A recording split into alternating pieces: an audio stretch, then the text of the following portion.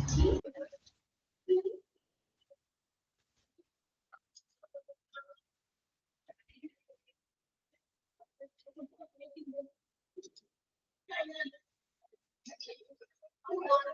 morning.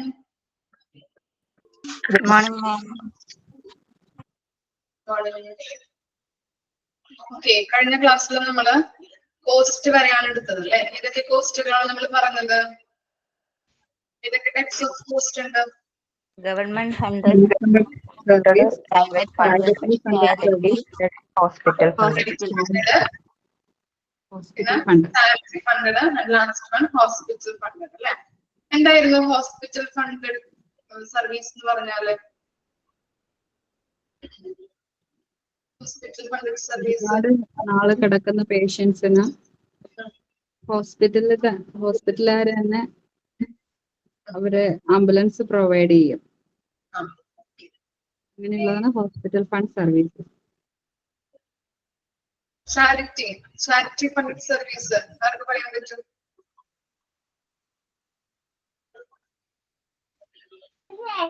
Charity fund സേവനമായിട്ട് ബന്ധപ്പെട്ടതാണ്.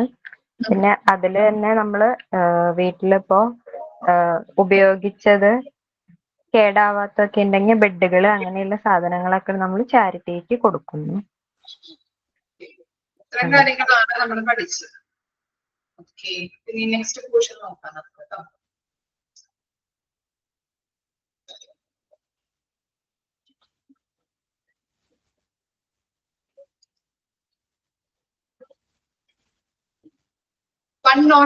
Emergency service അല്ലെ? അപ്പോ ആംബുലൻസ് സർവീസിൽ എമർജൻസി ആയിട്ട് ആംബുലൻസിൽ വിളിക്കണമെന്നുണ്ടെങ്കിൽ എത്ര നമ്പർ നമ്മൾ അടിച്ചു കൊടുക്കേണ്ടത്? 108 ആണല്ലേ? അതാണ് ഇവിടെ കൊടുത്തിരിക്കുന്നത് കേട്ടോ. അണ്ടർലൈൻ ചെയ്യാം കേട്ടോ. ഇമ്പോർട്ടന്റ് ആണ്. 108ലേക്ക് നമ്മൾ വിളിക്കുമ്പോ ആണ് നമുക്ക് അങ്ങനെയുള്ള എമർജൻസി സർവീസ് അവൈലബിൾ ആകുന്നത്. ആംബുലൻസിനെ വിളിക്കേണ്ട നമ്പറാണ് കൊടുത്തിരിക്കുന്നത്. ഇനി നോക്കിയേ, ഹൗ ഇറ്റ് വർക്ക്സ്. എങ്ങനെയാണ് ഇത് വർക്ക് ചെയ്യുന്നത്? അപ്പോ എമർജൻസി ആയിട്ട് ആരെങ്കിലും കിടക്കുന്നുണ്ടെങ്കിൽ അയാളെ എന്താണ് ഹോസ്പിറ്റലിലേക്ക് കൊണ്ടുപോകാനായിട്ട് നമ്മള് എന്ത് ചെയ്യണം? 108ലേക്ക് വിളിക്കണം അല്ലെ? 108ലേക്ക് വിളിക്കുമ്പോൾ എന്തൊക്കെയാണ് ആ കോളർ വിളിക്കുന്ന ആള് പ്രൊവൈഡ് ചെയ്ത് കൊടുക്കേണ്ടത്? ഓക്കെ, നോക്കാം. When an emergency is intimated through 108, the caller collect the needed basic information and send OTP service. Primary information got increased. ഇതൊക്കെയാണ് നമ്മൾ പറഞ്ഞു.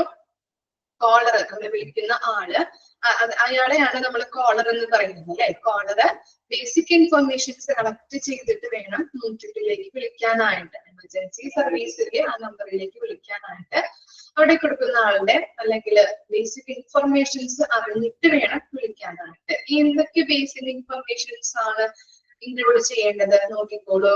Where the call is placed from. Okay, call വിളിക്കുന്നത് എവിടെ നിന്നാണ്? District ഏതാണ്? താലൂക്ക് ഏതാണ്? City, town, exact ആയിട്ടുള്ള location, landmark ഒക്കെ നമ്മൾ ഇത് പറഞ്ഞു കൊടുക്കേണ്ടതായിട്ടുണ്ട് അല്ലെ? വിളിക്കുന്ന ആ ഡ്രൈവറോട് നമ്മൾ പറഞ്ഞു കൊടുക്കണം. ഓക്കെ, എന്നാൽ മാത്രമാണ് അദ്ദേഹത്തിന് കറക്റ്റ് ആയിട്ട് ആ സ്പോട്ടിലോട്ട് എത്താനായിട്ട് പറ്റുള്ളൂ. അപ്പോ ഡിസ്ട്രിക്ട്, താലൂക്ക് ഏതാണ്, സിറ്റി, ടൗൺ, എക്സാക്ട് ആയിട്ടുള്ള ലൊക്കേഷൻ, ലാൻഡ്മാർക്ക് ഇതൊക്കെ നമ്മൾ പറഞ്ഞു കൊടുക്കേണ്ടത് അത്യാവശ്യമാണ്. ഇനി എന്താണ് എമർജൻസി ടൈപ്പ് അല്ലെ?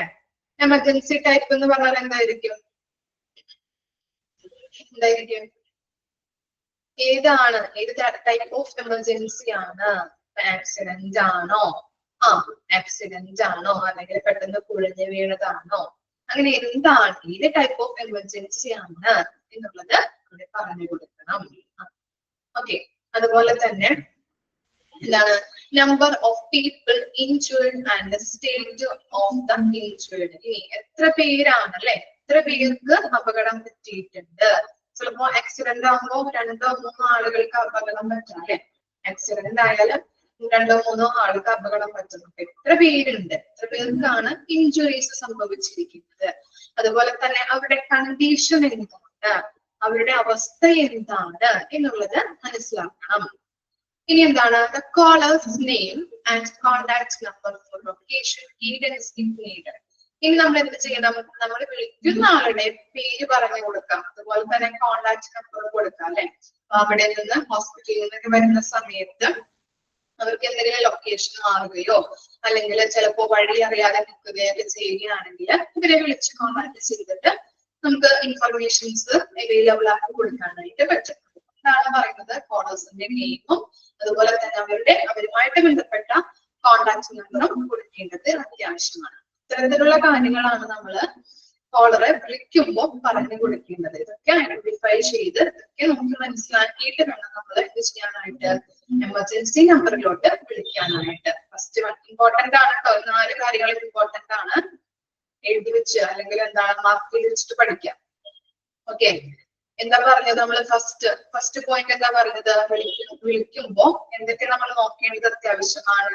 വിളിക്കുന്ന ആ നിൽക്കുന്ന അല്ലെങ്കിൽ അപകടം പറ്റിയ പ്ലേസ് ഏതാണ്, ഡിസ്ട്രിക്ട്, താലൂക്ക്, അതുപോലെ തന്നെ ടൗൺ, ആയിട്ടുള്ള ലൊക്കേഷൻ എങ്ങനെയാണ്, ഏതാണ് എന്നുള്ളത് പറഞ്ഞു കൊടുക്കാം. എമർജൻസി ടൈപ്പ്, ആക്സിഡന്റ് ആണോ, അറ്റാക്ക് ആണോ, അങ്ങനെയുള്ള ടൈപ്പ് എമർജൻസി ടൈപ്പ് ഏതാണെന്ന് പറഞ്ഞു കൊടുക്കാം.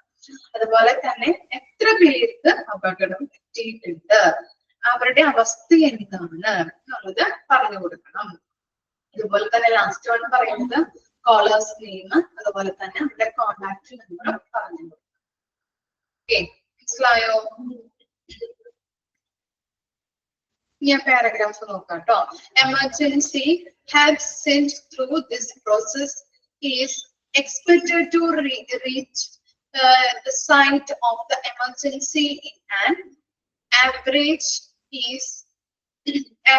of 18 minutes. അപ്പോ എമർജൻസി ടൈം അല്ലെങ്കിൽ എന്തെങ്കിലും എമർജൻസി ആയിട്ട് നമ്മൾ വിളിച്ച് ആംബുലൻസിന് വിളിക്കുകയാണെങ്കിൽ ആ സ്പോട്ടിലേക്ക് അവരിപ്പോ ഏത് ടൈമിനുള്ളിൽ എത്തുന്നുണ്ട്? എങ്ങനെയാ എത്തുന്നത്? ആ സ്പോട്ടിലേക്ക് എത്തിയിട്ട് 18 മിനിറ്റിനുള്ളിൽ തന്നെ എന്ത് ചെയ്തിട്ട് ഹോസ്പിറ്റലിലേക്ക് എത്തിക്കാനായിട്ട് സഹായിക്കുന്നുണ്ട്. രോഗിയെ ഹോസ്പിറ്റലിലേക്ക് എത്തിക്കാനായിട്ട് ഇപ്പോ അപകടം നടക്കുന്ന സ്ഥലത്തേക്ക് ആംബുലൻസുമായിട്ട് വന്നിട്ട് 18 മിനിറ്റ് കൊണ്ട് രോഗിയെ ഹോസ്പിറ്റലിൽ എത്തിക്കാനായിട്ട് അവര് ശ്രദ്ധിക്കുന്നുണ്ട്. Pre hospital care will be given to patient who are transported to the nearest hospital. ഇനി നമ്മള് നിയറസ്റ്റ് ഹോസ്പിറ്റലിലേക്കാണ് എത്തിക്കുന്നതെങ്കിൽ, അപകടം പറ്റി കിടക്കുന്നത് ഒരു സ്ഥലത്തും അതുപോലെ തന്നെ അവിടെ അടുത്ത് തന്നെയാണ് ഹോസ്പിറ്റൽ എങ്കിൽ നമ്മൾ എന്ത് ചെയ്യുന്നത്? കൊടുക്കുന്നത് ഹോസ്പിറ്റലിലേക്ക് എത്തിക്കുന്നതിന് മുമ്പ് പ്രീ ഹോസ്പിറ്റൽ കെയർ കൊടുക്കും. ഇപ്പോ ചിലപ്പോ ഓക്സിജൻ കൊടുക്കാം, അല്ലെങ്കിൽ ഇപ്പോ ആക്സിഡന്റ് പറ്റി കിടക്കുന്ന ആളാണെങ്കിൽ ഫസ്റ്റ് എയ്ഡ് ഒക്കെ കൊടുക്കാവുന്നതാണ്. അങ്ങനെയുള്ള കാര്യങ്ങൾ പ്രീ ഹോസ്പിറ്റൽ കെയർ അവിടെ ആ ആംബുലൻസിൽ അവൈലബിൾ ആയിരിക്കും. അതുപോലെ തന്നെ എന്താണ്?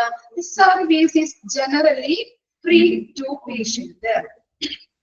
ഞാൻ പറഞ്ഞു നിയറസ്റ്റ് ഹോസ്പിറ്റലിന് അടുത്താണ് അപകടം പറ്റിയതെങ്കിൽ നമുക്ക് എന്താണ് ഫ്രീ ആയിട്ട് അവര് എന്താണ് ചാർജ് ഒന്നും കൂടാതെ ഹോസ്പിറ്റലിലേക്ക് എത്തിക്കുന്നുണ്ട്. ക്ലിയർ ആയോ പാരഗ്രാഫിൽ പറയുന്നത് ഇത്രയേ ഉള്ളൂ. അപകടം പറ്റി കിടക്കുന്നത് ഹോസ്പിറ്റലിന് അടുത്താണെങ്കിൽ അവര് വന്ന് പേഷ്യന്റിനെ ഹോസ്പിറ്റലിലേക്ക് 18 മിനിറ്റിനുള്ളിൽ എത്തിക്കുന്നുണ്ട്. അതുപോലെ തന്നെ പ്രീ ഹോസ്പിറ്റൽ കെയർ അല്ലെ, ഹോസ്പിറ്റലിന് അടുത്താണെങ്കിൽ ആ ഹോസ്പിറ്റലിൽ എത്തിക്കുമ്പോൾ തന്നെ അവര് ആംബുലൻസിന്റെ ഉള്ളിൽ വെച്ച് തന്നെ പ്രീ ഹോസ്പിറ്റൽ കെയർ കൊടുക്കുന്നുണ്ട്. അതുപോലെ തന്നെ കോസ്റ്റും ഫ്രീ ആയിരിക്കും. ഇനി നെക്സ്റ്റ് സെന്റൻസ് നോക്കാം. 108 is generally by the EMRI. EMRI എന്ന് പറഞ്ഞാൽ എന്താണ്? Emergency Management and Research Institute. Okay. Emergency Management and Research Institute across more than 10 states in India. EMRI എന്ന് പറഞ്ഞാല് അതിന്റെ കീഴില് എമർജൻസി മാനേജ്മെന്റ് ആൻഡ് റിസർച്ച് ഇൻസ്റ്റിറ്റ്യൂട്ടിന്റെ കീഴിൽ വരുന്ന ഒരു സർവീസ് ആണ് ആംബുലൻസ് സർവീസ് എന്ന് പറയുന്നത്. മനസ്സിലായോ? EMRIയുടെ കീഴിൽ വരുന്ന അല്ലെങ്കിൽ കീഴിൽ പ്രവർത്തിക്കുന്ന ഒരു സർവീസ് ആണ് ആംബുലൻസ് സർവീസ്. അതുപോലെ തന്നെ ഇന്ത്യയിലെ 10-ലും കൂടുതൽ സ്റ്റേറ്റുകളിലും യൂസ് ചെയ്യുന്ന എമർജൻസി നമ്പർ ഏതാണ്? ഏതായിരിക്കും? 108 ആണ് കേട്ടോ. 108 ആണ്. ഓക്കെ, അപ്പൊ ഇന്ത്യയില് ഇമ്പോർട്ടന്റ് ആണ് കേട്ടോ. 10 സ്റ്റേറ്റില് കൂടുതലും 10 സ്റ്റേറ്റുകളിലേക്ക് മുകളിലും ഈ നമ്പർ തന്നെയാണ് എമർജൻസി സർവീസിന്റേതായിട്ട് യൂസ് ചെയ്യുന്നത്. അതുപോലെ തന്നെ DMRIയുടെ കീഴിൽ വരുന്ന സർവീസ് ആണ് എമർജൻസി സർവീസ് എന്ന് പറയുന്നത്. ഓക്കെ, ഇത്ര വരെ ഒന്ന് വായിച്ചു നോക്കിയേ. ഇത്ര വരെ ഒന്ന് വായിച്ചു നോക്കാം കേട്ടോ. എന്തെങ്കിലും ഡൗട്ട് ഉണ്ടെങ്കിൽ ചോദിച്ചോളൂ.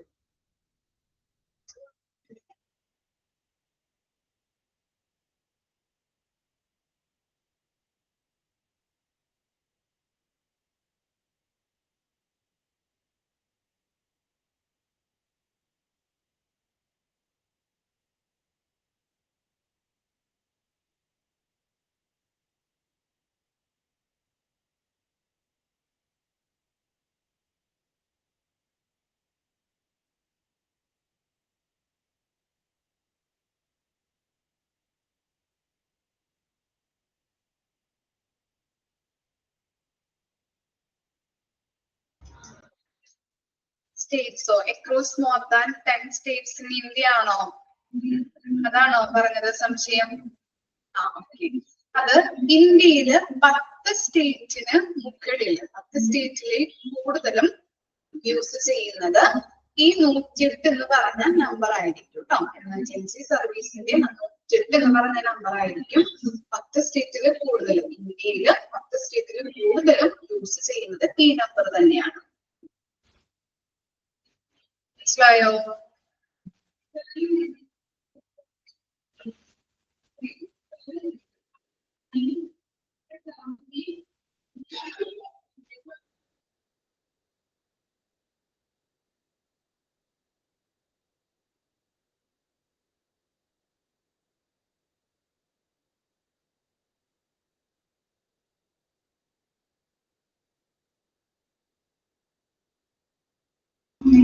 ഓക്കെ, വായിച്ചു നോക്കിയോ? ഇനി എന്തെങ്കിലും ഡൗട്ട് ഉണ്ടോ?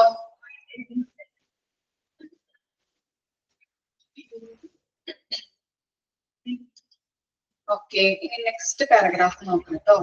During an emergency situation, knowing what to do might save someone's life. Here are few tips on what you should tell the emergency departure while calling for an ambulance.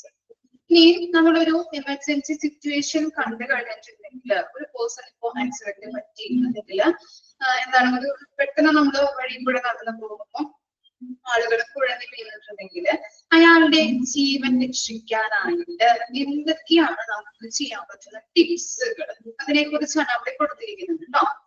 Okay, ആദ്യം നമ്മൾ എന്ത് ചെയ്യണം? എന്താ ചെയ്യേണ്ടത്? B calm and tell the emergency operator the details of the type of emergency. എന്താ ചെയ്യേണ്ടത്? നമ്മൾ ആദ്യം പരിഭ്രമിക്കാതെ കാമായിട്ട് നിൽക്കണം അല്ലെ. പെട്ടെന്ന് ഒരു ആക്സിഡന്റ് കാണുമ്പോ അയ്യോ ആക്സിഡന്റ് പറ്റി എന്താ ചെയ്യാം, നമ്മൾ തന്നെ ഒരു എന്താണ് ഭയങ്കര ഒരു പരിഭ്രമിച്ചിട്ടുണ്ടെങ്കിൽ എന്തായിരിക്കും സിറ്റുവേഷൻ ഒന്നും കൂടി എന്താവും, വഷളാവാനായിട്ട് സാധ്യതയുണ്ട് അല്ലെ. അതുകൊണ്ട് തന്നെ നമ്മൾ എന്ത് ചെയ്യണം? ആക്സിഡന്റോ അല്ലെങ്കിൽ ആരെങ്കിലും കുഴഞ്ഞു വീഴുകയോ എന്തെങ്കിലും പറ്റിക്കിടക്കുകയാണെങ്കിൽ അത് കണ്ട് നമ്മൾ എന്ത് ചെയ്യാം? ആദ്യം ഒന്ന് നമ്മൾ പരിഭ്രമിക്കാതെ കാമാവണം. ഓക്കെ, കാം എന്ന് പറഞ്ഞാൽ എന്താ? എന്തായിരിക്കും കാം എന്ന് പറഞ്ഞാല്? എന്താണ് മീനിങ്?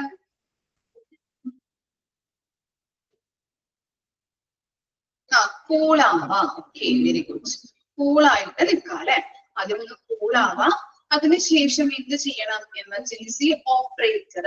ആരായിരിക്കും എമർജൻസി ഓപ്പറേറ്റർ എന്ന് പറഞ്ഞാല്? ആരെ അവിടെ ഉദ്ദേശിക്കുന്നത്?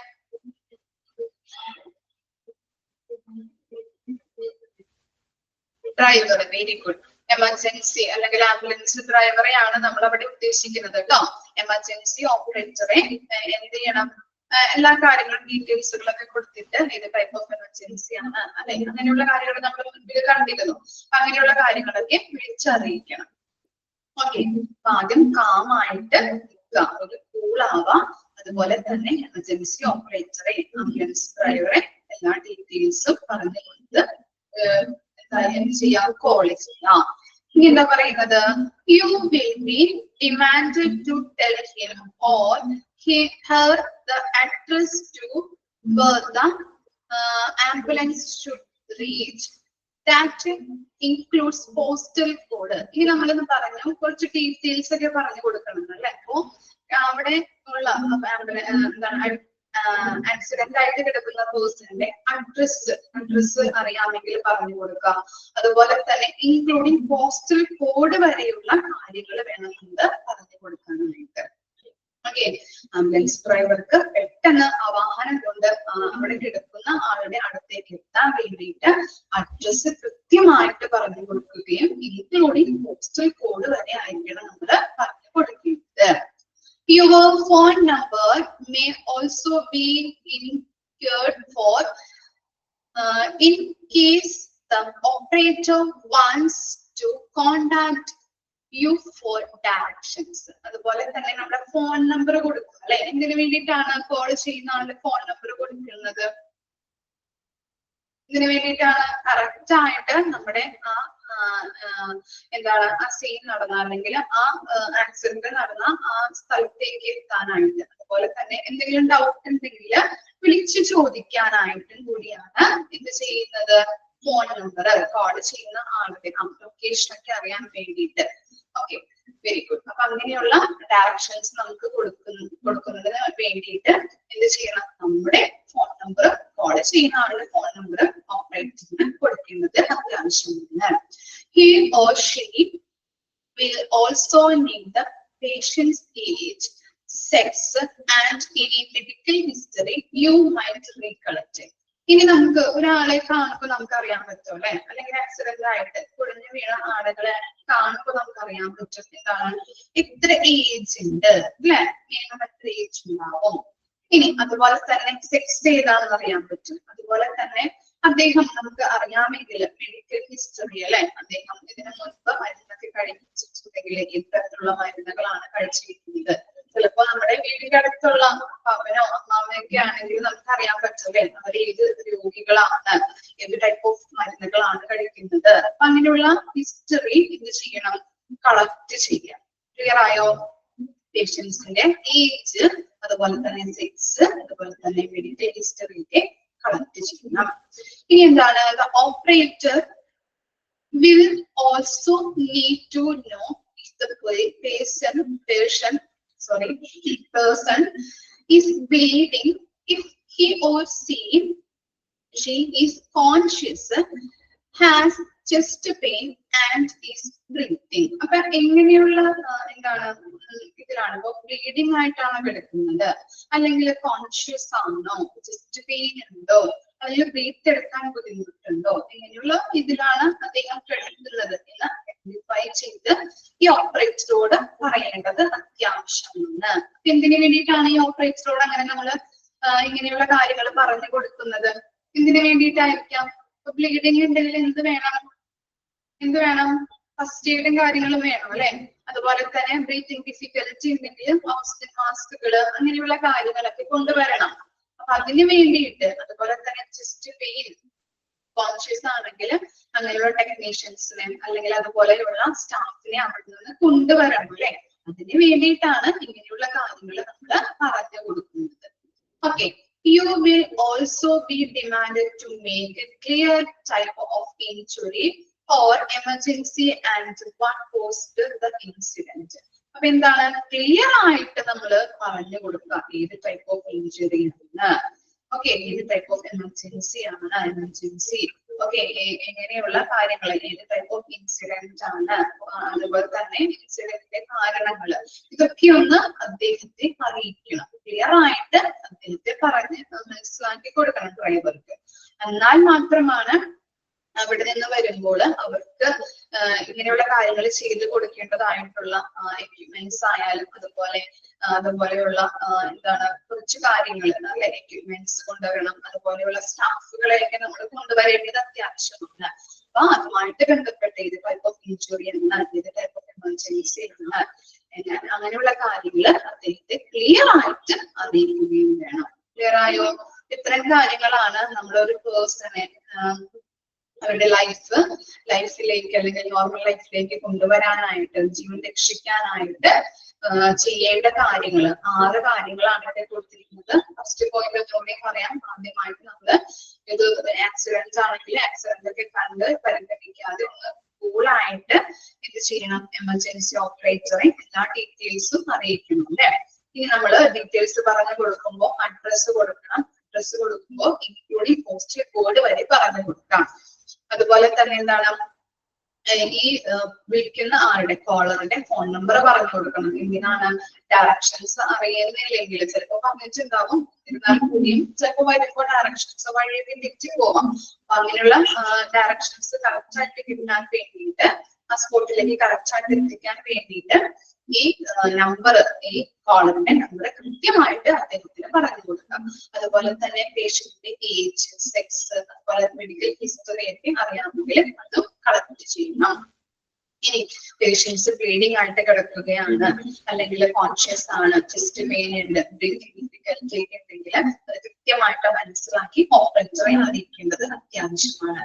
ഇനി അതുപോലെ തന്നെ ഏത് ടൈപ്പ് ഓഫ് ഇഞ്ചുറി ആണ്, ആക്സിഡന്റ് ആണോ, കുഴഞ്ഞു വീണതാണോ, അല്ലെങ്കിൽ മറ്റേതെങ്കിലും കാരണത്താലാണോ, അങ്ങനെയുള്ള കാര്യങ്ങള് കൃത്യമായിട്ട് ക്ലിയർ ആയിട്ട് ഓപ്പറേറ്ററെ അറിയിക്കണം.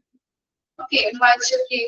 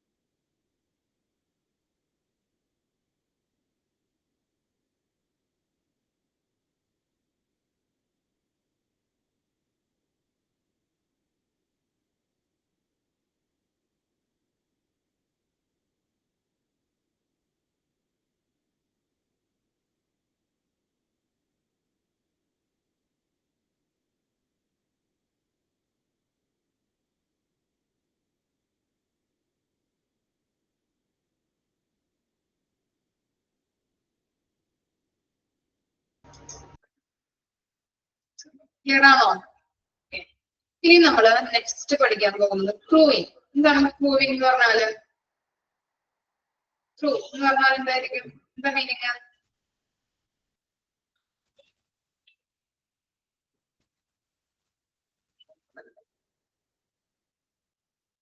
ടീം. ഓക്കെ, അവിടെ വർക്ക് ചെയ്യുന്ന സ്റ്റാഫുകൾ എന്ന് പറയാൻ പറ്റും അല്ലെ. ഓക്കെ, ഇനി ഇവിടെ വർക്ക് ചെയ്യുന്ന സ്റ്റാഫുകളെ കുറിച്ചാണ് നമ്മൾ പഠിക്കുന്നത്. ആംബുലൻസിന്റെ ഉള്ളില് വർക്ക് ചെയ്യുന്ന സ്റ്റാഫുകളെ കുറിച്ചാണ് ഇനി നമ്മൾ പഠിക്കുന്നത്. Okay, there are different levels of qualification that the ambulance crew may hold, from holding the formal qualification to having a fully qualified doctors on board. എന്താണ് ഈ ആംബുലൻസിന്റെ ഉള്ളില് വർക്ക് ചെയ്യുന്ന ക്രൂ അല്ലെങ്കിൽ സ്റ്റാഫുകൾ എന്ന് പറയുന്നത് ഡിഫറെന്റ് ലെവൽസ് ഓഫ് ക്വാളിഫിക്കേഷൻ ഉള്ളവരാണ്. ഇനി ഏതൊക്കെ രീതിയിലുള്ള ക്വാളിഫിക്കേഷൻ ആണ്? ഫസ്റ്റ് എയ്ഡ് കൊടുക്കുന്ന സ്റ്റാഫുകൾ തുടങ്ങി ഡോക്ടേഴ്സ് വരെയുള്ള സ്റ്റാഫുകൾ വരെ ആംബുലൻസ് ക്രൂവില് ഉണ്ടായിരിക്കും. ക്ലിയർ ആയോ? അപ്പൊ ആംബുലൻസ് ക്രൂവിലെ സ്റ്റാഫുകളെ കുറിച്ച് പറയാനുണ്ടെങ്കിൽ എന്താണ്, ഡിഫറെന്റ് ക്വാളിഫിക്കേഷൻ ഉള്ളവരായിരിക്കും.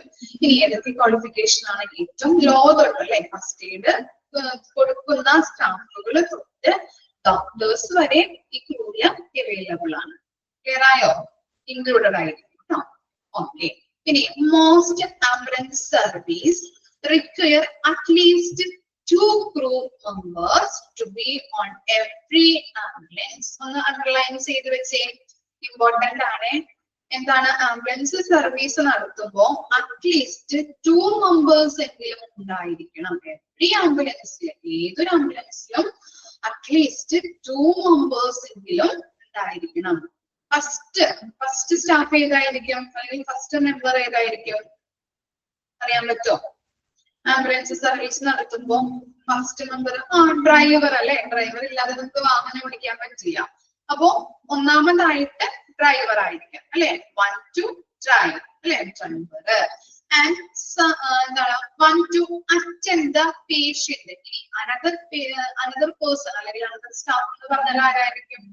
പേഷ്യന്റിനെ അറ്റൻഡ് ചെയ്യാനായിട്ട് ഒരാൾ വേണം അല്ലെ. പേഷ്യന്റിനെ വെറുതെ കിടത്തി ഡ്രൈവർക്ക് കൊണ്ടുപോകാൻ പറ്റില്ല. ട്രാൻസ്പോർട്ടേഷൻ നടത്തുന്ന സമയത്ത് എന്തെങ്കിലും ഡിഫിക്കൽറ്റി അനുഭവപ്പെട്ടാല് അദ്ദേഹത്തിന് എന്തെങ്കിലും ഇപ്പൊ ബ്രീത്തിങ് ഡിഫിക്കൽറ്റി വരാം, അല്ലെങ്കിൽ ഫസ്റ്റ് എയ്ഡ് കൊടുക്കേണ്ടതുണ്ട്, BP പ്രഷർ ചെക്ക് ചെയ്യേണ്ടതുണ്ട്. അപ്പൊ അങ്ങനെയുള്ള കാര്യങ്ങൾ ചെക്ക് ചെയ്യുന്നതുമായിട്ട് ബന്ധപ്പെട്ട് ഒരു സ്റ്റാഫ് അവിടെ അവൈലബിൾ ആയിരിക്കണം, ആ വാഹനത്തിൽ ഉണ്ടായിരിക്കണം. അപ്പൊ അറ്റ്ലീസ്റ്റ് 2 മെമ്പേഴ്സ് എവറി ആംബുലൻസിലും ഉണ്ടായിരിക്കും. ഒന്നാമതായിട്ട് ആരാണ്? ഡ്രൈവർ ആണ്. രണ്ടാമതായിട്ട് പേഷ്യന്റിനെ അറ്റൻഡ് ചെയ്യുന്ന വ്യക്തിയായിരിക്കും. ക്ലിയർ ആയില്ലേ? Common ambulance crew qualifications are. ഇനി ആംബുലൻസ് ക്രൂവില് വർക്ക് ചെയ്യുന്ന അല്ലെങ്കിൽ ആംബുലൻസ് ക്രൂവില് സ്റ്റാഫിലുള്ള സ്റ്റാഫുകളെ കുറിച്ചാണ് നമ്മൾ പഠിക്കുന്നത്. അവരുടെ ക്വാളിഫിക്കേഷൻ എന്തെല്ലാമാണ്, അവരുടെ ഡ്യൂട്ടീസ് എന്തെല്ലാമാണ്. ഓക്കെ, 10 പേരുണ്ട് കേട്ടോ. 10 പേരെ കുറിച്ചാണ് നമ്മൾ ഇനി നോക്കാൻ പോകുന്നത്. ഓക്കെ, ഫസ്റ്റ് ആണ് ഫസ്റ്റ് റെസ്പോണ്ടർ. നമ്മൾ പഠിച്ചിട്ടുണ്ടല്ലോ, ഫസ്റ്റ് റെസ്പോണ്ടർ ആരാണ്? ആരാണ് ഫസ്റ്റ് റെസ്പോണ്ടർ?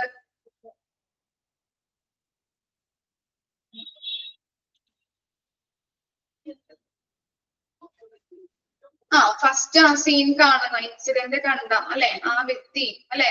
ഓക്കെ, വിറ്റ്നസ് അല്ലെ, സാക്ഷി എന്ന് പറയാം അല്ലെ. ഓക്കെ, അപ്പൊ സീൻ നടക്കുന്ന സമയത്ത് സ്പോട്ടിൽ ഫസ്റ്റ് ഉള്ള വ്യക്തി എന്ന് പറയാം. ആദ്യം കാണുന്ന ആള്. നോക്കിക്കോളൂ. A person who reached first at the scene of an incident. ആണല്ലോ, നമ്മൾ പറഞ്ഞത് കറക്റ്റ് ആണ്. ഇതാണ് ഫസ്റ്റ് റെസ്പോണ്ടർ എന്ന് പറഞ്ഞാൽ ആ സീൻ നടക്കുന്ന സമയത്ത് അവിടെ ആദ്യം വരുന്ന ആൾ, ആ സീൻ കണ്ട വ്യക്തിയാണ് നമ്മൾ ഫസ്റ്റ് റെസ്പോണ്ടർ എന്ന് പറയുന്നത്. And whose job is to give early critical care such as cardiopulmonary resuscitation. Okay, CPR ചോദിക്കാട്ടോ, അണ്ടർലൈൻ ചെയ്ത് വെക്കാം. CPRന്റെ ഫുൾ ഫോം എന്താണെന്ന് ചോദിക്കാം. Cardio pulmonary resuscitation. Okay, or applying an automated external defibrillator. അറിയോ defibrillator കേട്ടിട്ടുണ്ടോ നിങ്ങള്? ഓർമ്മയുണ്ടോ? ഓർമ്മയുണ്ട്. എന്തിനുള്ള മെഷീനാണ് defibrillator എന്ന് പറഞ്ഞാല്? ഓർമ്മയുണ്ടോ നോക്കട്ടെ. ഫസ്റ്റ് ഭാഗത്ത് നമ്മൾ പഠിച്ചിട്ടുണ്ടല്ലേ. എന്താണ് defibrillator?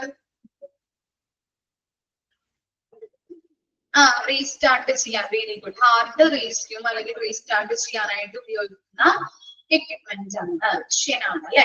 ഓക്കെ, ഇനി എന്താണ് അതപ്പോ ഓട്ടോമേറ്റഡ് എക്സ്റ്റേണൽ defibrillator. അതിന്റെ ഫുൾ ആയിട്ട് ഫുൾ ഫോം ആണ് കേട്ടോ.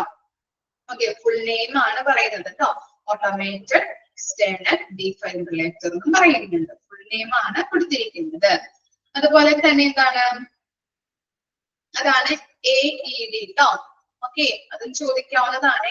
Automated external defibrillator, AED full form mark ചെയ്ത് വെക്കണേ. Cardio pulmonary resuscitation, CPR. Automated external defibrillator, AED. First responders may be sent by the ambulance service, may be passers-by, or may be dispatched to the scene from other emergencies such as the police or fire departments. നമ്മൾ പറഞ്ഞു ഈ first responder എന്ന് പറഞ്ഞാല് scene നടക്കുന്ന സമയത്ത് ആദ്യം കാണുന്ന അല്ലെങ്കിൽ ആദ്യം ആ സ്പോട്ടിലേക്ക് വരുന്ന വ്യക്തിനെയാണ് നമ്മൾ ഫസ്റ്റ് റെസ്പോണ്ടർ എന്ന് പറയുന്നത് അല്ലെ. ഇപ്പോ എന്താണ്, കുഴഞ്ഞു വീണ വ്യക്തിക്ക് നമ്മൾ CPR കൊടുക്കണം. അതുപോലെ തന്നെ ഹാർട്ട് നിന്ന് ആക്സിഡന്റ് ആയിട്ട് ഹാർട്ട് നിന്ന വ്യക്തിയാണെങ്കിൽ defibrillator മെഷീൻ ഉപയോഗിച്ചിട്ട് ഹാർട്ട് റീസ്റ്റാർട്ട് ചെയ്യാം. അങ്ങനെയുള്ള കാര്യങ്ങൾ ഇതൊക്കെ എന്താണ്, ഇങ്ങനെയുള്ള വ്യക്തികൾക്ക് ചിലപ്പോ ഹോസ്പിറ്റലിൽ നിന്നുമായിട്ട് ഫസ്റ്റ് റെസ്പോണ്ടർ വരുന്നത്, ചിലപ്പോ പോലീസ് ഓഫീസേഴ്സ് ആയിരിക്കാം, ചിലപ്പോ എന്താണ് ഫയർ ഡിപ്പാർട്ട്മെന്റിൽ നിന്നുള്ള ആളുകളായിരിക്കാം.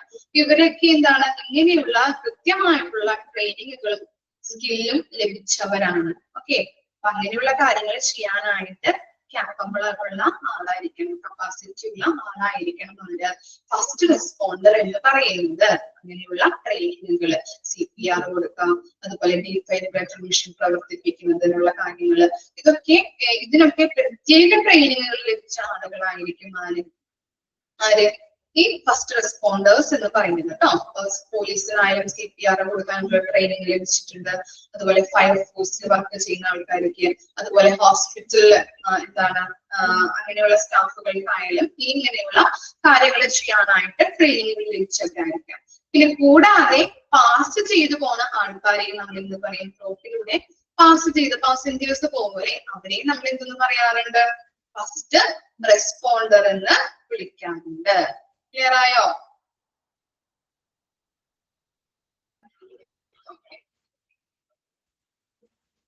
ഇനി നെക്സ്റ്റ് ആണ് ambulance driver. Okay, some service employee staff without any qualification is basic first training whose work is simply to drive the vehicle. Ambulance drivers may also have training in using a radio or knowing where medical supplies are stored in the ambulance. അപ്പൊ ambulance ഡ്രൈവറുടെ duty എന്തായിരിക്കും ambulance ഡ്രൈവറുടെ duty? പറഞ്ഞു നോക്കിയേ, duty എന്താണ്? Ambulance driver ആ വാക്കിൽ നിന്ന് തന്നെ ഉണ്ടല്ലോ, ഡ്യൂട്ടി എന്താ? ഡ്രൈവ് ദ വെഹിക്കിൾ അല്ലെ? എന്താണ്? വാഹനം ഓടിക്കുക എന്ന ഡ്യൂട്ടി മാത്രമാണ് അദ്ദേഹം ചെയ്യുന്നത് അല്ലെ? അദ്ദേഹത്തിന് അത്തരത്തിലുള്ള ക്വാളിഫിക്കേഷൻസ് ഉണ്ടാവുള്ളൂ, കൂടുതലുള്ള ക്വാളിഫിക്കേഷൻസ് ഒന്നും അദ്ദേഹത്തിന് ഉണ്ടാവില്ല. കാരണം എന്താണ്? ആ വാഹനം ഓടിക്കുക എന്ന ഡ്യൂട്ടി മാത്രമാണ് അദ്ദേഹം ചെയ്യുന്നത്. അതുപോലെ തന്നെ ഈ നമ്മൾ പറഞ്ഞു എന്താണ്, 2-way റേഡിയോ, അതുപോലെ തന്നെ RDS അല്ലെ? എന്താണ് RDS എന്ന് പറഞ്ഞാല്? ഓക്കെ, RDS എന്താ ഓർമ്മയുണ്ടോ? ഇന്നലെ പഠിച്ചതാണല്ലോ നമ്മള്. 2-way radio, radio data system. Okay, അതുപോലെ തന്നെ എന്താണ് FM ട്രാൻസ്മിറ്റർ അല്ലെ? ഇതൊക്കെ എന്താണ് ഒരുപോലെയുള്ള സിസ്റ്റംസ് ആണ്. അതുപോലെ തന്നെ 2-way റേഡിയോ എന്ന് പറഞ്ഞാൽ എന്താണ്? 2-way റേഡിയോ എക്സ്ട്രാ എക്യുപ്മെന്റ്സിൽ നമ്മൾ പഠിച്ചില്ലേ 2-way റേഡിയോ? ഓർമ്മയുണ്ടോ?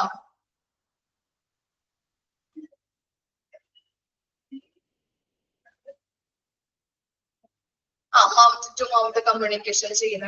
Okay, very good. അപ്പൊ അങ്ങനെയുള്ള കാര്യങ്ങൾ ചെയ്യാനായിട്ട് ഇങ്ങനെയുള്ള 2-way റേഡിയോ, അതുപോലെ RDS സിസ്റ്റം, ഇതൊക്കെ ഓപ്പറേറ്റ് ചെയ്യാനായിട്ടുള്ള എന്തുണ്ടായിരിക്കണം? കഴിവുണ്ടായിരിക്കണം കേട്ടോ. ഓപ്പറേറ്റ് ചെയ്യാനായിട്ട് അദ്ദേഹത്തിന് അറിയണം. ഓക്കെ, അപ്പൊ അങ്ങനെയുള്ള ക്വാളിഫിക്കേഷൻ അല്ലെങ്കിൽ അങ്ങനെയുള്ള കഴിവ് അദ്ദേഹത്തിന് ഉണ്ടാവണം. 2-way റേഡിയോ ആയാലും അതുപോലെ RDS radio data system operate ചെയ്യാനായിട്ട് അദ്ദേഹത്തിന് അറിഞ്ഞിരിക്കണം. അപ്പൊ അങ്ങനെയുള്ള ക്വാളിഫിക്കേഷൻ മാത്രം മതി. അദ്ദേഹത്തിന് കൂടുതലുള്ള ക്വാളിഫിക്കേഷൻ ഒന്നും ഉണ്ടാവില്ല. എന്താണ് ഈ ആംബുലൻസ് ഓടിക്കുക എന്ന ഡ്യൂട്ടി മാത്രമാണ് അദ്ദേഹം ചെയ്യുന്നത്. അതുപോലെ തന്നെ ഈ 2-way റേഡിയോ ആയാലും RDS സിസ്റ്റം ആയാലും ഓപ്പറേറ്റ് ചെയ്യാനായിട്ട് അറിഞ്ഞിരിക്കണം. ഇനി ലാസ്റ്റ് ഒരു സെന്റൻസ് പറയുന്നത് നോക്കിയേ, medical supplies are stored in the vehicle knowing where medical supplies. അപ്പൊ ഫസ്റ്റ് എയ്ഡ് നമ്മൾ കൊടുക്കും അല്ലെ, ആക്സിഡന്റ് കേസൊക്കെ വരുന്ന പേഷ്യൻസിനൊക്കെ. അപ്പൊ അങ്ങനെയുള്ള കാര്യങ്ങൾ ഈ മെഡിക്കൽ സപ്ലൈസ് എവിടെയാണ്, ആംബുലൻസിൽ എവിടെയാണ് സ്റ്റോർ ചെയ്ത് വെച്ചിരിക്കുന്നത് എന്നും ആർക്കറിയണം? ഈ ആംബുലൻസ് ഡ്രൈവർക്ക് അറിഞ്ഞിരിക്കണം. ക്ലിയർ ആയോ? അപ്പൊ 3 കാര്യങ്ങളാണ് നമ്മൾ പറഞ്ഞത്. ആംബുലൻസ് ഡ്രൈവറിന്റെ ക്വാളിഫിക്കേഷൻ വെരി ലോ ആയിരിക്കും. കാരണം എന്താണ്? അദ്ദേഹം ആ ഡ്രൈവർ മാത്രമാണ്, ആംബുലൻസ് ഓടിക്കുക എന്ന ഡ്യൂട്ടി മാത്രമാണ് അദ്ദേഹം ചെയ്യുന്നത്. അതുപോലെ തന്നെ 2-way റേഡിയോ, അതുപോലെ RDS അല്ലെ, RDS അതൊക്കെ ഓപ്പറേറ്റ് ചെയ്യാനായിട്ട് അറിഞ്ഞിരിക്കണം. അതുപോലെ ഫസ്റ്റ് എയ്ഡുമായിട്ട് ബന്ധപ്പെട്ട മെഡിക്കൽ സപ്ലൈസ് വാഹനത്തിന്റെ ഉള്ളിൽ എവിടെയാണ് സ്റ്റോർ ചെയ്ത് വെച്ചിരിക്കുന്നത് എന്നുള്ള കാര്യവും അദ്ദേഹത്തിന് അറിഞ്ഞിരിക്കണം. ഓക്കെ, ഓക്കെ, അപ്പൊ രണ്ട് കാര്യങ്ങളൊന്ന് വായിച്ചു നോക്കി. ഇത്ര വരെ എടുത്തതില് രണ്ട് കാര്യങ്ങൾ, ആ ഇൻട്രൊഡക്ഷൻ, അതുപോലെ തന്നെ ഫസ്റ്റ് റെസ്പോണ്ടർ, ആംബുലൻസ് ഡ്രൈവർ, ഒന്ന് ജസ്റ്റ് ഒന്ന് വായിക്കാം. ഇനി ആർക്കെങ്കിലും എന്തെങ്കിലും ഡൗട്ട് ഉണ്ടെങ്കിൽ ചോദിച്ചു നോക്കാം. ജസ്റ്റ് ഒന്ന് വായിച്ചു നോക്കാം.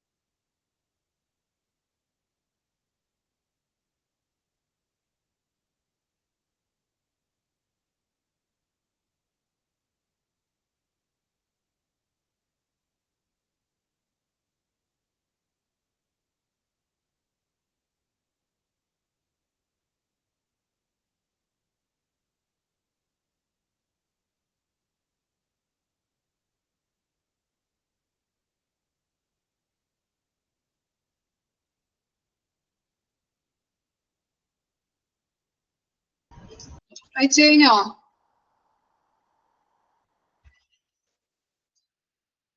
ഓക്കെ, ക്ലിയർ ആണോ രണ്ട് കാര്യങ്ങളും? ഇനി നമുക്ക് നെക്സ്റ്റ് നോക്കാം കേട്ടോ. Non emergency attendant. Non emergency എന്ന് പറഞ്ഞാൽ എന്തായിരിക്കും? എമർജൻസി, നോൺ എമർജൻസി, എമർജൻസി അല്ലാത്ത അല്ലെ? ഓക്കെ, അപ്പൊ എമർജൻസി അല്ലാത്ത ഒരു എന്താണ് അങ്ങനെയുള്ള രീതിയിലാണ് അവരുടെ ഡ്യൂട്ടി പോകുന്നത് കേട്ടോ.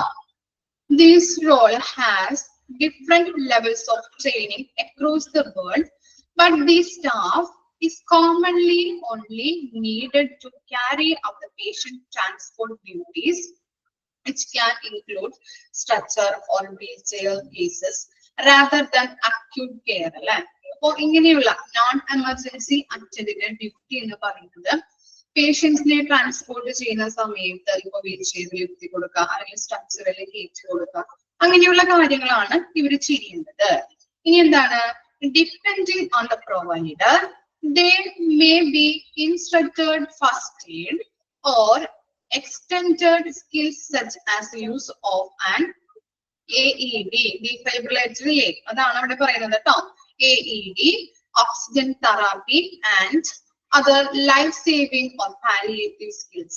ഇനി ആരുമില്ലാത്ത സാഹചര്യത്തില് ഇവര് എന്ത് ചെയ്യുന്നുണ്ട്? ഇൻസ്ട്രക്ഷൻസ് പ്രകാരം, ഇപ്പൊ എന്താണ് പാരാമെഡിക്സോ ആരെങ്കിലും ഇൻസ്ട്രക്ഷൻസ് പ്രകാരം ഇവർക്ക് ഇങ്ങനെയുള്ള കാര്യങ്ങൾ ചെയ്തു കൊടുക്കാം. എന്താണ് ഹാർട്ട് റീസ്യൂം ചെയ്യാനായിട്ടുള്ള ട്രെയിനിങ് ഇവർക്ക് ലഭിക്കണം. Okay, training ലഭിച്ചിട്ടുണ്ടാവണം.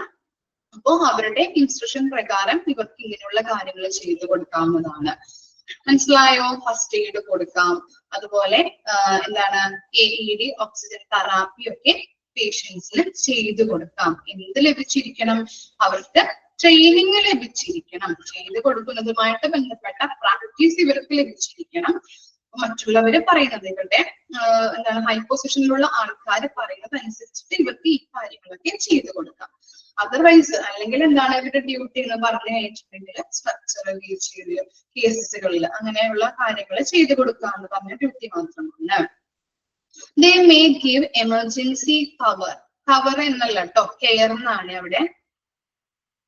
എമർജൻസി കെയർ എന്നാക്കാം. ഇവിടെ കവർ എന്നാണ് കൊടുത്തിരിക്കുന്നത്, അത് കെയർ എന്നാക്കണം.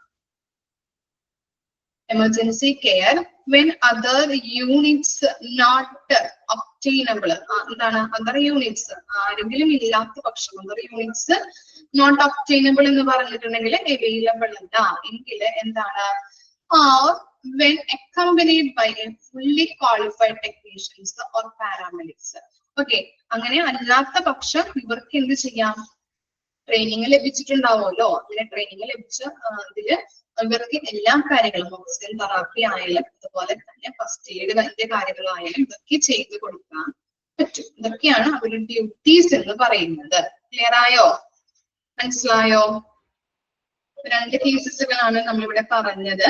പേഷ്യന്റിനെ ട്രാൻസ്ഫർ ചെയ്യുന്ന സമയത്ത് ഇപ്പോൾ ശ്വാസ തടസ്സമോ അല്ലെങ്കിൽ ബ്രീത്തിങ് ഡിഫിക്കൽറ്റിയോ ഇതൊക്കെ വന്നു കഴിഞ്ഞിട്ടുണ്ടെങ്കിൽ അവർക്ക് ഇപ്പോ എന്താണ് ഇവർക്ക് ചെയ്ത് കൊടുക്കാവുന്നതാണ്. ഇവർക്ക് പ്രാക്ടീസ് ലഭിക്കും. പ്രാക്ടീസ് ലഭിച്ചിട്ടുണ്ടാവും. അപ്പൊ ആരും ഇപ്പോ ആംബുലൻസിൽ ഇല്ലാത്ത പക്ഷം ഇവർക്ക് ഈ കാര്യങ്ങൾ പേഷ്യന്റിന് ചെയ്തു കൊടുക്കാം. ഇനി അവരുണ്ട് പാരാമെഡിക്സോ അല്ലെങ്കിൽ ടെക്നീഷ്യൻസോ ഒക്കെ ആ ആംബുലൻസിൽ അവൈലബിൾ ആണ്. അപ്പൊ അവരുടെ പ്രസൻസിൽ അവര് പറയുന്നത് പ്രകാരം ഇന്ന കാര്യങ്ങൾ ചെയ്തു കൊടുക്കൂ എന്ന് പറയുമ്പോൾ അതും അവർക്ക് ചെയ്തു കൊടുക്കാവുന്നതാണ്. ക്ലിയർ ആയോ? അവരുടെ പ്രസൻസിലും ചെയ്തു കൊടുക്കാം, അല്ലെങ്കിൽ അവരില്ലാത്ത പക്ഷം ഇങ്ങനെയുള്ള കാര്യങ്ങൾ ട്രെയിനിങ് ലഭിച്ചത് കൊണ്ട് തന്നെ ഇങ്ങനെയുള്ള കാര്യങ്ങൾ ഇവർക്ക് ചെയ്തു കൊടുക്കാനുള്ള എന്താണ് ഡ്യൂട്ടി ഉണ്ട്, റെസ്പോൺസിബിലിറ്റി ഉണ്ട് കേട്ടോ. ക്ലിയർ ആയോ? ഓക്കെ ആണോ? നോൺ എമർജൻസി അറ്റൻഡന്റ് അവരുടെ ശരിക്കുമുള്ള ഡ്യൂട്ടി എന്ന് പറഞ്ഞിട്ടുണ്ടെങ്കിൽ സ്ട്രക്ചറിൽ കിടത്താം അല്ലെങ്കിൽ വീൽ ചെയറിൽ കിടത്താം, അങ്ങനെയുള്ള ഡ്യൂട്ടിയാണ്. പിന്നെ ഇവർക്ക് ട്രെയിനിങ് ലഭിച്ചിട്ടുണ്ടാവും. ആ ട്രെയിനിങ് ലഭിച്ചത് പ്രകാരം ഈ ഇവര് എമർജൻസി നമ്മള് എന്താണ് എമർജൻസി ആയിട്ട് ഒരു പേഷ്യന്റിനെ കൊണ്ടുപോകുമ്പോൾ ഇവര് ആംബുലൻസിൽ ഉണ്ടെങ്കിൽ ആരുമില്ല, പകരത്തിന് ആരുമില്ലാത്ത പക്ഷമാണെങ്കിൽ ഇവർക്ക് എന്ത് ചെയ്തു കൊടുക്കാം? ബ്രീത്തിങ് ഡിഫിക്കൽറ്റിയോ ഫസ്റ്റ് എയ്ഡോ കാര്യങ്ങളൊക്കെ വന്നിട്ടുണ്ടെങ്കിൽ ഫസ്റ്റ് എയ്ഡ് കാര്യങ്ങൾ, ആക്സിഡന്റ് കേസ് ഒക്കെ ആണെങ്കിൽ ഫസ്റ്റ് എയ്ഡ് കാര്യങ്ങൾ ചെയ്തു കൊടുക്കാം.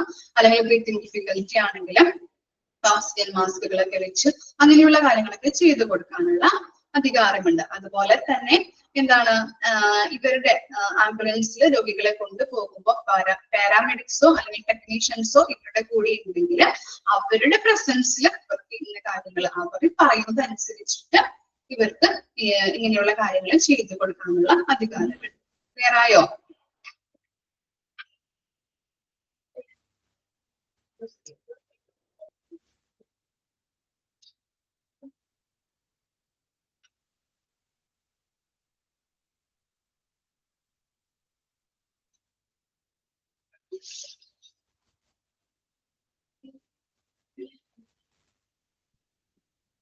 ഓക്കെ ആണോ?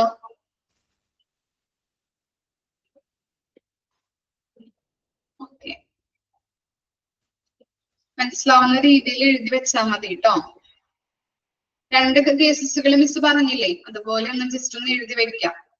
ആംബുലൻസിൽ കൊണ്ടുപോകുന്ന സമയത്ത് ഇവരുടെ കൂടെ ആരും അവൈലബിൾ അല്ല, പാരാമെഡിക്സോ അല്ലെങ്കിൽ ടെക്നീഷ്യനോ അവൈലബിൾ അല്ല എങ്കിൽ ഇവർക്ക് ഇങ്ങനെയുള്ള എന്താണ് ഓക്സിജൻ തെറാപ്പി അതുപോലെ ഫസ്റ്റ് എയ്ഡ് കാര്യങ്ങൾ ചെയ്ത് കൊടുക്കാനുള്ള റെസ്പോൺസിബിലിറ്റി ഉണ്ട് ഇവർക്ക്. അതുപോലെ തന്നെ ഇവരുടെ കൂടെ ആരൊക്കെയുണ്ട്? പാരാമെഡിക്സോ ടെക്നീഷ്യൻസോ ഉണ്ടായിട്ടുണ്ടെങ്കിൽ അവര് പറയുന്നത് അനുസരിച്ച് എല്ലാ കാര്യങ്ങളും ചെയ്ത് കൊടുക്കാനുള്ള റെസ്പോൺസിബിലിറ്റി ആർക്കുണ്ട്? ഈ നോൺ എമർജൻസി അറ്റൻഡേഴ്സിനുണ്ട് കേട്ടോ. ആ കാര്യങ്ങളൊന്ന് മനസ്സിലാക്കിയാൽ മതി. ക്ലിയർ ആയോ? ആരാണ് നോട്ട് പോലെ പറഞ്ഞു തരാൻ പറഞ്ഞത്? ബെൻഷീറയ്ക്ക് കിട്ടിയോ? മനസ്സിലായോ?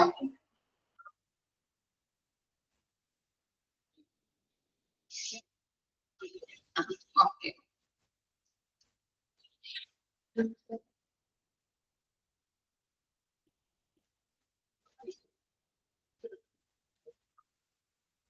നെക്സ്റ്റ് ആണ് emergency care assistant. Frontline ambulance driver who arrive at occurrence in both emergency and non-emergency situations. അല്ലെ, എമർജൻസി സിറ്റുവേഷൻസ് ആയാലും നോൺ എമർജൻസി സിറ്റുവേഷൻസ് ആയാലും നമ്മൾ എന്ത് ചെയ്യണം? അവിടെ കറക്റ്റ് ടൈമില് ഈ ആംബുലൻസ് ഡ്രൈവർ എന്ന് പറയുന്ന വ്യക്തി എന്ത് ചെയ്യണം? വാഹനം കൊണ്ടെത്തണം. അല്ലെ, രോഗിയെ ഡയാലിസിസ് ചെയ്യാൻ വേണ്ടിയിട്ട് രോഗിയെ ഹോസ്പിറ്റലിൽ കൊണ്ടുപോകാനായിട്ട് വിളിക്കുന്നുണ്ടെങ്കിൽ എന്താണ്? അത് നോൺ എമർജൻസി ആണ്. അതുപോലെ തന്നെ ഒരു ആക്സിഡന്റ് ആയിട്ട് ഒരു വ്യക്തി കിടക്കുമ്പോൾ അവിടേക്കും ആരെത്തണം? ആംബുലൻസ് ഡ്രൈവേഴ്സ് എത്തേണ്ടത് അത്യാവശ്യമാണ്. ഇതാണ് അവിടെ പറയുന്നത്. എമർജൻസി ആയാലും നോൺ എമർജൻസി സിറ്റുവേഷൻസ് വന്നു കഴിഞ്ഞിട്ടുണ്ടെങ്കിലും ആ പ്ലേസിലേക്ക് എത്തേണ്ടത് അത്യാവശ്യമാണ്. Their job is to help the technician and paramedics. They are working with to carry out their duties such as making up medications, setting up fluids, or doing simple observation. ഇനി ഈ emergency care assistant duty എന്ന് പറയുന്നത് എന്താണ്? ഈ ടെക്നീഷ്യൻസിനെ അല്ലെങ്കിൽ പാരാമെഡിക്സിനെ assist ചെയ്യുക. Okay, എന്നതാണ് അവരുടെ ഡ്യൂട്ടി എന്ന് പറയുന്നത്. ഹെൽപ്പ് ചെയ്യുക. ടെക്നീഷ്യൻസിനെ ആയാലും അതുപോലെ തന്നെ പാരാമെഡിക്സിനെ ആയാലും അവരുടെ കൂടെ നിന്നുകൊണ്ട് അവരെ ഹെൽപ്പ് ചെയ്യുന്ന ഡ്യൂട്ടിയാണ് ആർക്കുള്ളത്? Emergency care അസിസ്റ്റന്റിനുള്ളത്. കിട്ടിയോ?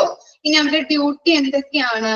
മരുന്നുകൾ എടുത്തു കൊടുക്കുക, അതുപോലെ തന്നെ ഫ്ലൂയിഡ്സ്. അല്ലെ, ഇപ്പോ നമ്മള് ട്രാൻസ്പോർട്ടേഷൻ ചെയ്യുമ്പോ അവർക്ക് ചിലപ്പോൾ ട്രിപ്പ് ഒക്കെ ഇട്ട് കൊടുക്കേണ്ടതായിട്ട് വരും. അല്ലെ, അപ്പൊ അങ്ങനെയുള്ള കാര്യങ്ങള് എന്ത് ചെയ്യാം?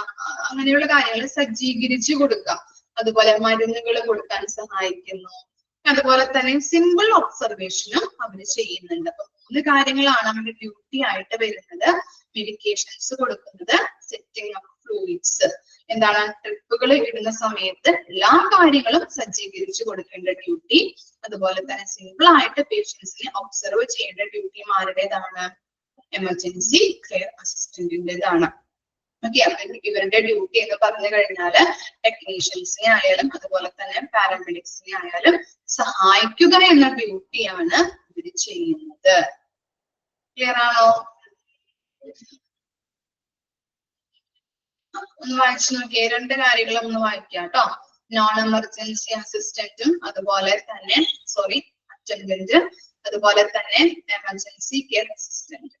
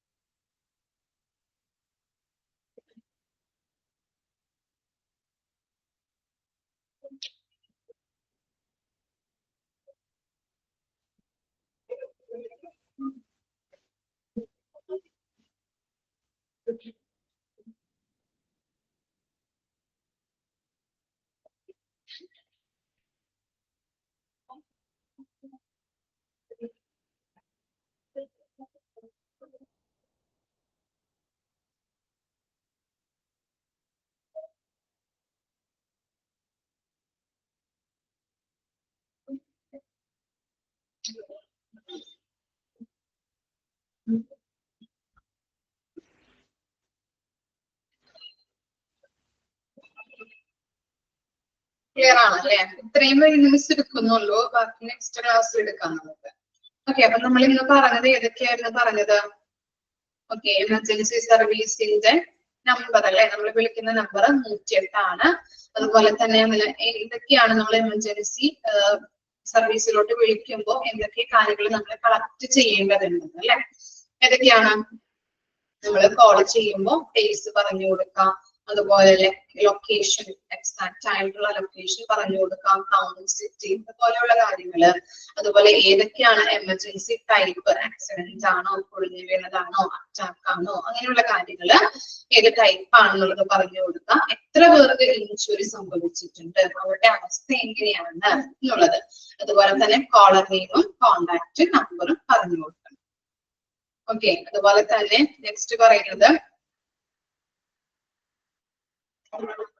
18 മിനിറ്റ്സ് എന്ന് പറഞ്ഞത് ഇപ്പോ ആക്സിഡന്റ് ആയിട്ട് എടുക്കുന്ന ആളുടെ അവിടേക്ക് എത്തി ആംബുലൻസ് ഇപ്പോ എന്താണ് ഒരു ഹോസ്പിറ്റലിന്റെ അടുത്താണ് ആക്സിഡന്റ് ആയിട്ട് എടുക്കുന്നത് എങ്കിൽ അവിടേക്ക് 18 മിനിറ്റിനുള്ളിൽ അവർ എത്തിക്കുന്നതാണ്. ഓക്കെ, മനസ്സിലായോ? അതാണ് അവിടെ 18 മിനിറ്റ് കൊടുത്തിരിക്കുന്നത് കേട്ടോ. 18 മിനിറ്റിനുള്ളിൽ ഹോസ്പിറ്റലിലേക്ക് എത്തിക്കും. ആ എത്തിക്കുന്നത് വഴി എന്താ ചെയ്യുന്നുണ്ട്? ഫ്രീ ഹോസ്പിറ്റൽ കെയറും അവിടെ രോഗിക്ക് പ്രൊവൈഡ് ചെയ്യുന്നുണ്ട്. അതുപോലെ തന്നെ നിയറസ്റ്റ് ഹോസ്പിറ്റൽ ആണെങ്കിൽ, അടുത്ത ഹോസ്പിറ്റൽ ആണെങ്കിൽ അത് ഫ്രീ സർവീസ് ആണ് പ്രൊവൈഡ് ചെയ്യുന്നത്. ഇത്തരം കാര്യങ്ങളാണ് അതിൽ പറഞ്ഞത്. അതുപോലെ ഒരു പേഴ്സണിന്റെ ലൈഫ് രക്ഷിക്കാനായിട്ട് നമ്മൾ എന്തൊക്കെയാണ് ചെയ്യണം എന്നുള്ള 6 കാര്യങ്ങൾ നമ്മൾ നോക്കി. അതുപോലെ തന്നെ നമ്മൾ നെക്സ്റ്റ് പഠിച്ചത് ക്രൂയിങ് ആണ് അല്ലെ. ആംബുലൻസ് സർവീസിൽ വർക്ക് ചെയ്യുന്ന സ്റ്റാഫുകളുടെ ക്വാളിഫിക്കേഷൻ എങ്ങനെയാണ്, ഫസ്റ്റ് എയ്ഡ് കൊടുക്കുന്നത് മുതൽ ഡോക്ടേഴ്സ് വരെയുള്ള സ്റ്റാഫുകളാണ് ആ ക്രൂവിൽ ഉൾപ്പെടുന്നത്. അതിനകത്ത് നമ്മൾ നോക്കിയത് first responder, ambulance driver, non emergency attendant, അതുപോലെ തന്നെ എമർജൻസി കെയർ അസിസ്റ്റന്റ്. ഓക്കെ, ഇത്ര കാര്യങ്ങൾ ക്ലിയർ ആണോ? എന്തെങ്കിലും ഡൗട്ട് ഉണ്ടോ? ഓക്കെ ആണോ? ഓക്കെ, അപ്പൊ നെക്സ്റ്റ് ക്ലാസ്സിൽ വരുമ്പോൾ ഇത്രയും വായിച്ച് മനസ്സിലാക്കി വരാം കേട്ടോ. Okay, thank you.